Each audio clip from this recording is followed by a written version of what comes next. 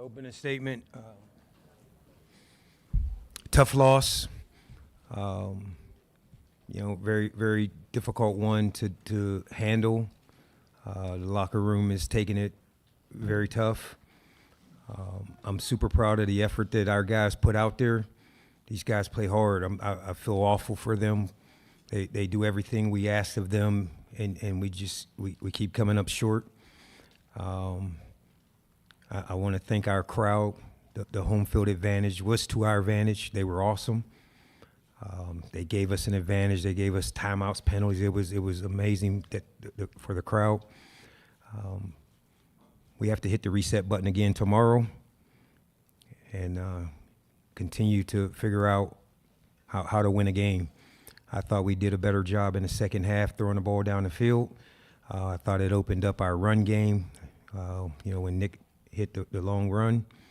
And it gave us some opportunities to get back in the game. Our kids fought valiantly in the second half. We fought back from, I think, a 13-point lead and just kept clawing, kept fighting, and testimony to these kids in the locker room.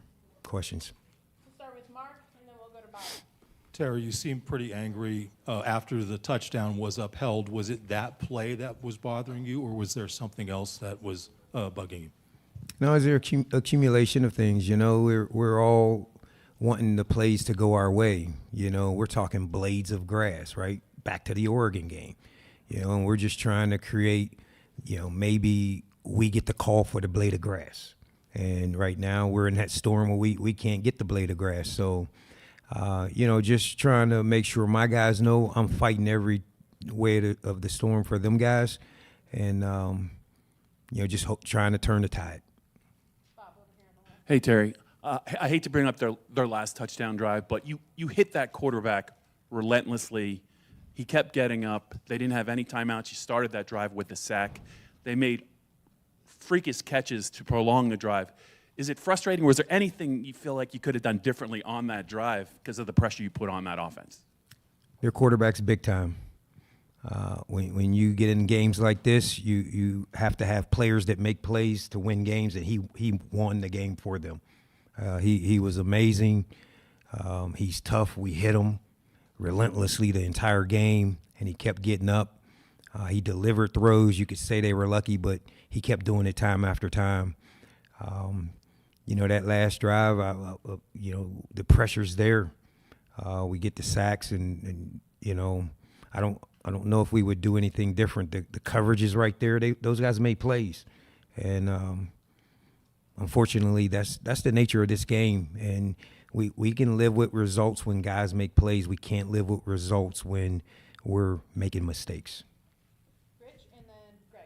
To your right. Terry, you mentioned Mendoza.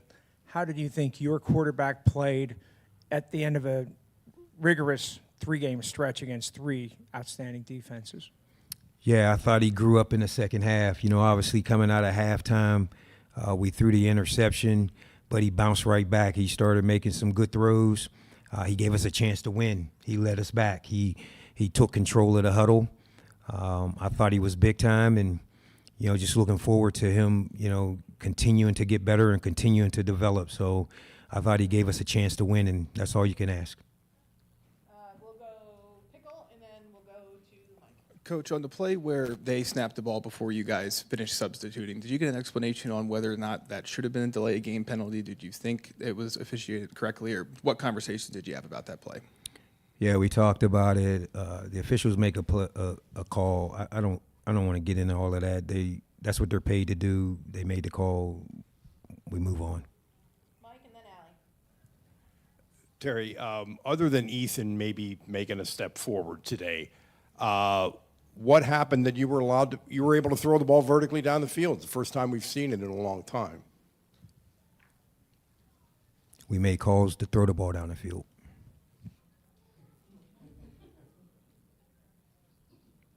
Allie, and then I don't know. Terry, you mentioned, I'm back here. Ready? A little bit left. Okay, I got sorry. you. It's been a number of these games. You referenced Oregon, and it's felt like in almost every single game you're almost right there. how much harder is that to stomach for the locker room, and what is the message when it's coming down to, again, 1-2 plays? It's extremely hard. You know, like I said, these guys work hard. You know, we go to practice tomorrow and they have a day off on Monday, but they're in there watching film. We practice hard on Tuesday, Wednesday. They're getting after it. We're straining these guys. You know, and they don't reap any reward for it. And it's very difficult. Again, I feel bad for those guys. They deserve more. They deserve victory. And we'll reset tomorrow, and we'll come back out and try to get better. Tyler, then Neil. Hey, Terry, there's a few guys that are down their last few games. Nick Singleton, Denida Sutton, Zane Durant. From our view in the press box, they may have played their best game of Big Ten ball so far, responding to this moment. What's that tell you about where this locker room is right now, and what can you kind of give us in the sense of what kind of effort and desire you saw from this team today? That's the testimony, right? I think it was you that made the comment that there was no morale in the practice, or the lowest morale you've seen. Is that what you saw today? Absolutely. These guys are busting their butt. And the guys you just mentioned, they're our best players. They're our old guys. They're leading the way.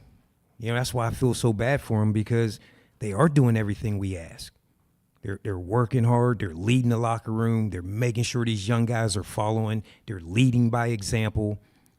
You know, we got to figure out, you know, and then, you know, I'm not making excuses, but we play at Iowa at night. Then number 1 team, number 2 team. It was a tough road. And, you know, we're going to come back next week. We're going to fight harder. No one will ever question a Terry Smith team that they don't play hard. We'll go Neil and then John, last two. Terry, do you feel that this was about as well as you guys could play? No. I think we played competitively. Obviously, we made mistakes. I think we had more penalties this week than we've had the last several weeks. You know, I think we can make better decisions on third down situations or defensively. I think it's close to a good game, but there's always room for improvement. You know, I'm super proud of these guys. They played their hearts out, you know, and I wouldn't do it any other way. We fought back. These guys could have packed it in. They could have easily quit. When we were down, you know, when we had the fumble before the half and then they come out and we have the interception, they could have laid down and quit. And they dare not do that. So we're going to come back tomorrow and we're going to get back at it, and we're going to be ready to play at Michigan State next week. Hey, Terry, here on your left. I just want to go back to the crowd support. When you led the team out on the field, big ovation. When your name was announced on the video board, big ovation.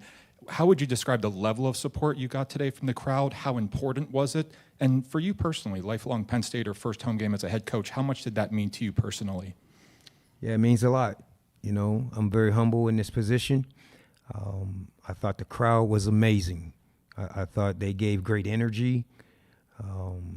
I thought they were loud. I thought they were supportive. I thought they cheered our guys on. I thought they gave us that extra juice to go further, to motivate us. I couldn't ask more for them guys. They were amazing. For me personally, it's just very humbling to know that I'm running out on the field. I think back to Joe Paterno, right, and him running on the field. I'm in the same position as he was, and you know, I have to do better for my guys. We have to taste victory because they deserve it.